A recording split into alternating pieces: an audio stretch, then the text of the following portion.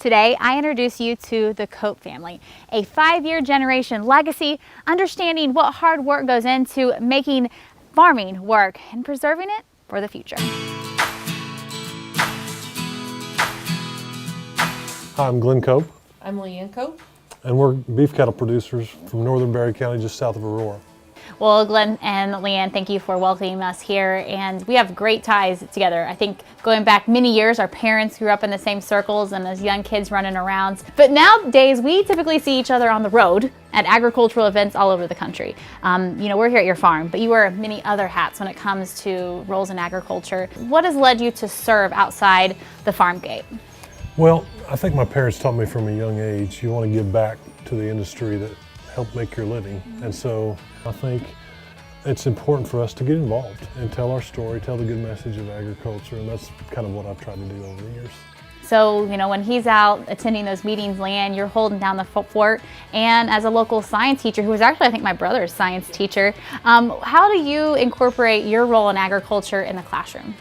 Agriculture, I teach biology, and agriculture is a great way to give that hands-on example of those biological concepts in the world surrounding my kids. So I am always giving them examples about what they might see when they're driving down the highway in the fields, or how it affects like their food and things like that. So it just gives me a great toolbox to help explain those concepts. When it comes to having the conversations, whether it's with your kids in the classroom or at a meeting or events, you're a spokesperson.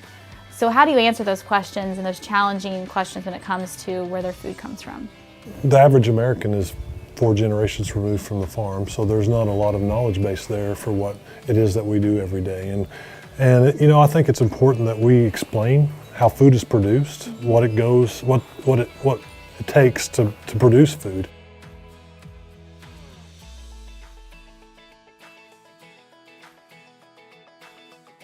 Knowing you got in the fields a little late this year, we're sitting here in your wheat field. What does today's or this year's wheat crop look like? Well, Jamie, as you can tell here, typically on wheat, we want to try to get it before this head emerges from the stem.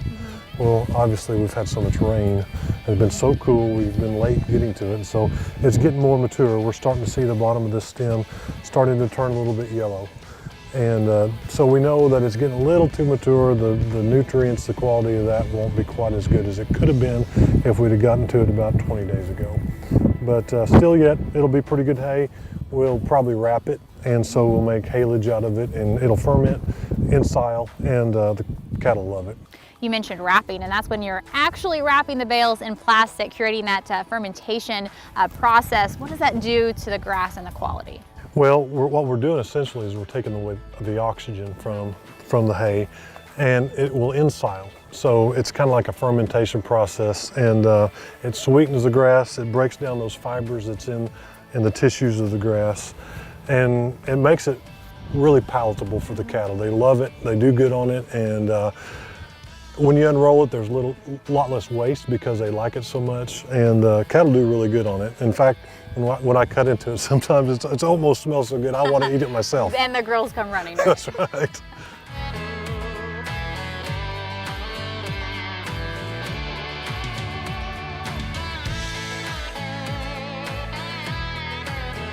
So we know here in the Ozarks that there's no one size fits all when it comes to a beef cattle operation. So, how have you established your goals for your herd?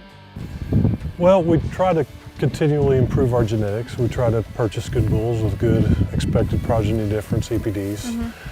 And we're trying to find a niche in terms of quality and try to build up a good reputation to our buyers. And I think if we're not improving, we don't want to be stagnant, so we want the next generation to have an opportunity, and for that to happen, we got to be profitable. And so we want our buyers to know we got good quality.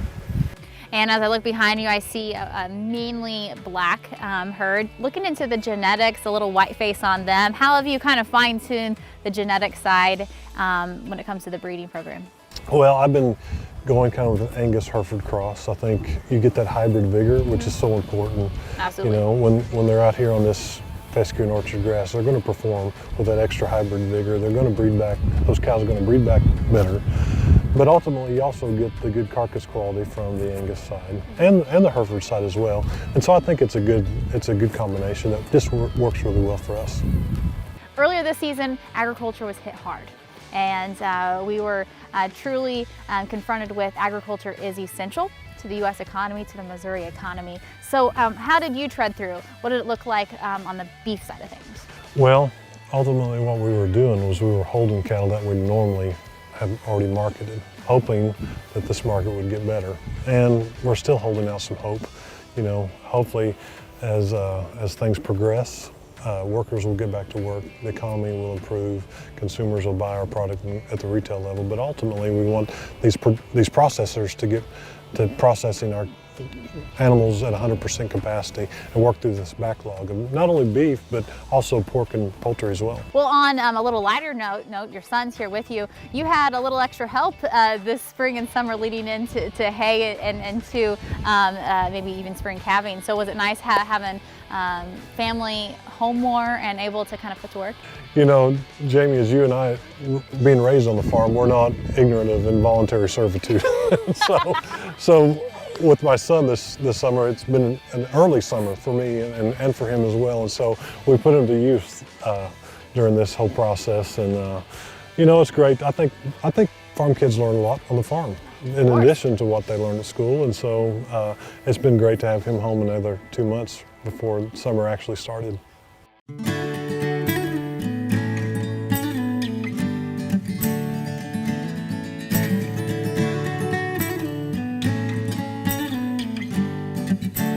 Well, we established that Glenn and his brother are the 4th generation. So you're the 3rd generation, and this is the home place. So tell me about your parents and grandparents who kind of made all this happen for you all. Well, I don't remember my grandparents. They were already gone, but my dad raised his brothers and sisters because his dad died young. He didn't marry till after, I think he's 48.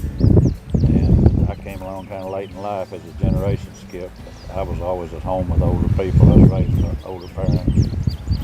Well, Glenn was sharing that, you know, he grew up following in your footsteps, going to meetings. And those meetings at a young age established the groundwork for, you know, him to serve at a different level, but also kind of educating you down here at the farm gate and learning the next advances to make the farm sustainable and to preserve it. So why did you get involved at a young age outside the farm? Well, I wanted to learn, and you know, I enjoyed FFA in high school and building gates and taking, you know, just a lot of projects and making the farm better and just kept it going on that. Then I went to Roar to Young Farmers. That's kind of an FFA follow-up to young farm people, and got involved. And Jim Golding and your dad later on was advisors, and that was a great organization and opened lots of doors of opportunity for me. I had the honor of being Missouri Young Farmer President.